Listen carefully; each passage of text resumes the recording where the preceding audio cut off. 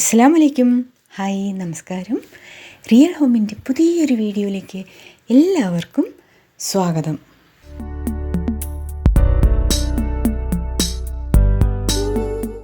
ഒരു room clean ആക്കുമ്പോൾ സീലിങ്ങും ചുമരുകൾ എന്തെങ്കിലും ഉണ്ടെങ്കിൽ ആ ഐറ്റംസും എല്ലാം തറയും എല്ലാം ക്ലീൻ ആക്കിയാലും ചില കാര്യങ്ങൾ നമ്മൾ വിട്ടു പോകാറുണ്ടല്ലേ.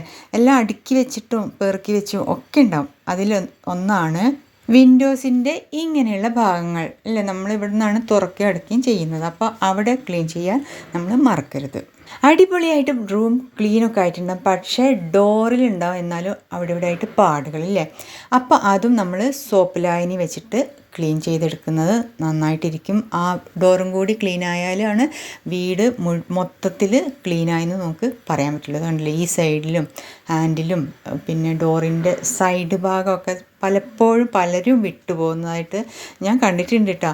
അതുകൊണ്ട് പറയുന്നതാണ്. അപ്പോൾ ഈ സൈഡ് ഭാഗവും അതുപോലെ ഇങ്ങനെ കണ്ടില്ലേ, ഈ വിജാഗിരിയുള്ള ഈ ഭാഗമൊക്കെ ചിലപ്പോൾ പൊടി പിടിച്ച് കിടക്കുന്നുണ്ട്. അപ്പോൾ ആദ്യം സാധാരണ തുണി വെച്ച് തുടച്ചതിന് ശേഷം ഒരു സോപ്പ് ലായനിയുള്ള തുണി മുക്കിയിട്ട് തുടച്ചാൽ അവിടെയും ക്ലീൻ ആവും. പിന്നെ ഈ ഡോറിൻ്റെ ഇങ്ങനത്തെ കണ്ടോ, ഈ ഭാഗവും കൂടി ഒന്ന് അവിടെ ചിലപ്പോൾ പൊടി ഉണ്ടാവും, നമ്മൾ ശ്രദ്ധിക്കാതെ വിടുന്ന ചില ഭാഗങ്ങളാണത്. ബാത്റൂമിലെ ടോയ്ലറ്റും ഫ്ലോറ് വാള് ടൈൽസൊക്കെ ആയിരിക്കും, അതൊക്കെ ക്ലീൻ ആക്കിയിട്ടുണ്ടാകും. അതോടൊപ്പം മിറർ വരെ ക്ലീൻ ആയിട്ടുണ്ടാകും. പക്ഷേ വിട്ടുപോകുന്ന ചെറിയ ചെറിയ കാര്യങ്ങളുണ്ട്.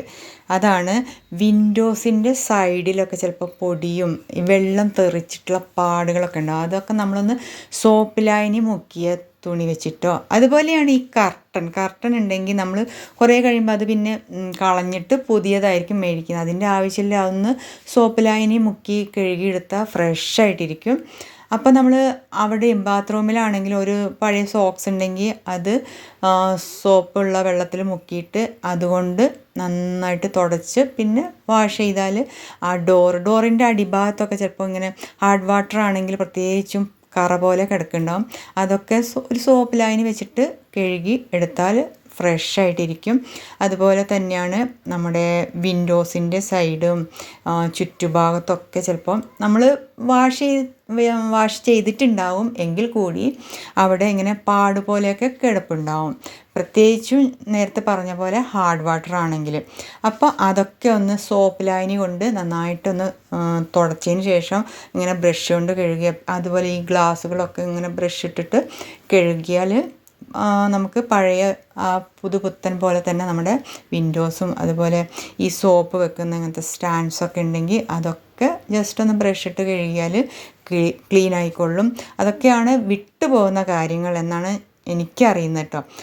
പിന്നെ ഒന്നുള്ളത് സ്വിച്ച് ബോർഡ്സ് എല്ലാം ക്ലീൻ ആക്കിയാലും വിട്ടുപോകുന്ന ഒരു കാര്യമാണ് സ്വിച്ച് ബോർഡ്. അത് നമുക്ക് നെയിൽ പോളിഷ് റിമൂവർ വെച്ചോ അല്ലെങ്കിൽ ഷേവിങ് ഫോം കൊണ്ടോ നമുക്കത് ക്ലീൻ ചെയ്യാവുന്നതിനുള്ള ഒരു 10 മിനിറ്റ് തേച്ച് പിടിപ്പിച്ചതിന് ശേഷം ഒരു ബ്രഷ് എടുത്ത് ഒന്ന് സ്ക്രബ് ചെയ്യുക, പതുക്കെ സ്ക്രബ് ചെയ്യുക, സ്വിച്ച് ഓഫ് ചെയ്യാൻ വിട്ടുപോകരുത്, പവർ കട്ട് ചെയ്യാൻ വിട്ടുപോകരുത്. അതായത് മെയിൻ സ്വിച്ച് ഒന്ന് ഓഫ് ചെയ്തിടുക, അല്ലെങ്കിൽ നമുക്ക് ഷോക്ക് അടിക്കില്ലേ.